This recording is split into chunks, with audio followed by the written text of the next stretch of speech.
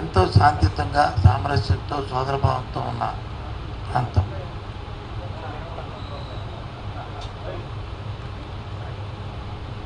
ఎన్నికల నేపథ్యంలో కూడా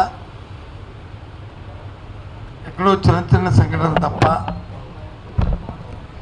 పెద్ద సంఘటనలు ఎక్కడా జరగలే, ఏ విధంగా ఇబ్బంది జరగలే. అటు రాజకీయ పక్షాలు కానీ ప్రజలు కానీ లేదా అధికారులు కానీ అధికార యంత్రాంగాలు కానీ అందరూ కూడా ఎవరి బాధ్యత వారు వారి వారి పరిధుల్లో ఏదైతే ఉన్న మనకున్న సాంప్రదాయం ఉన్నాయో వాటి ప్రకారం ఎన్నికలు జరుపుకున్నాం.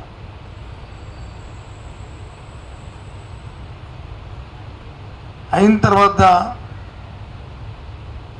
ఒకటి రెండు చిన్న చిన్న సంఘటనలు జరుగుతున్న నేపథ్యంలో వాటిని రాజకీయ లబ్ధి కోసం రాజకీయ కోణంలో దయచేసి శాంతియుతంగా ఉన్న మా ఉత్తరాంధ్ర ప్రాంతంలో ఇటువంటి సంస్కృతి లేని నేపథ్యంలో రాజకీయాల కోసం లేనిపోయిన రాజకీయ ఆరోపణలు చేస్తూ వాటిని ప్రేరేపించొద్దని అన్ని పార్టీలని కోరుతున్నాను. ముఖ్యంగా పోలీసు వ్యవస్థను కూడా కోరుతున్నాను. నిష్పక్షపాతంగా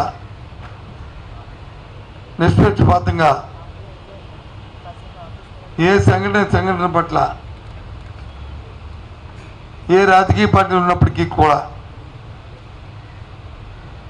తప్పుగా చూస్తూ చర్య తీసుకోమని కూడా నేను రిక్వెస్ట్ చేస్తున్నాను, డిమాండ్ చేస్తున్నాను. అదే నేపథ్యంలో రాజకీయ నాయకులు కూడా అనవసరంగా ఆరోపణలు చేసుకొని నిందారోపణలు చేయడం అనేది తగదు. ఇటువంటిని హింసను ప్రోత్సహించొద్దు.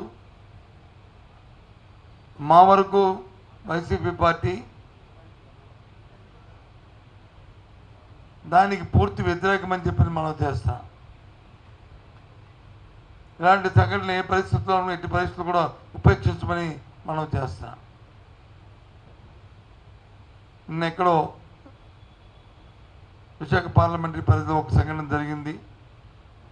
దాన్ని వచ్చి రాజకీయ కోణంలో రాజకీయ ఉద్దేశంతో లేనిపోయిన ఆపోదలు సృష్టిస్తూ మాట్లాడడం సమంజసం కాదని మనం చేస్తున్నాను. పూర్వపరాలు తెలుసుకొని చేయాలని, అలాగే సైమిల్టేనియస్గా నేను కూడా పోలీసు అధికారులతో మాట్లాడడం జరిగింది.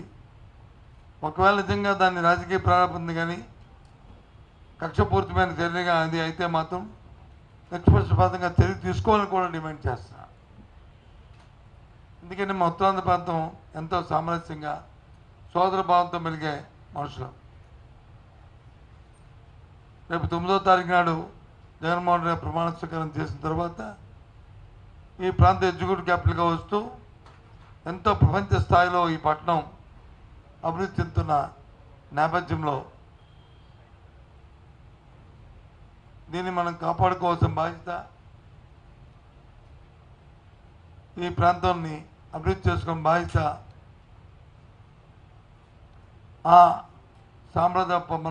మన సాంప్రదాయాల్ని మనం కొనసాగించిన బాధ్యత ఈ ప్రాంత పౌరులుగా ఒక రాజకీయ పార్టీ నేతలుగా కాకుండా ప్రాంత పౌరులుగా మన బాధ్యత అని చెప్పి అన్ని రాజకీయ పార్టీలు కూడా నేను కోరుతున్నాను. దయచేసి అందుకోసమే మీ ద్వారా చెప్దామని ఇవాళ ఈ పత్రికా సమావేశాన్ని ఏర్పాటు చేశానని మనం చేస్తాం.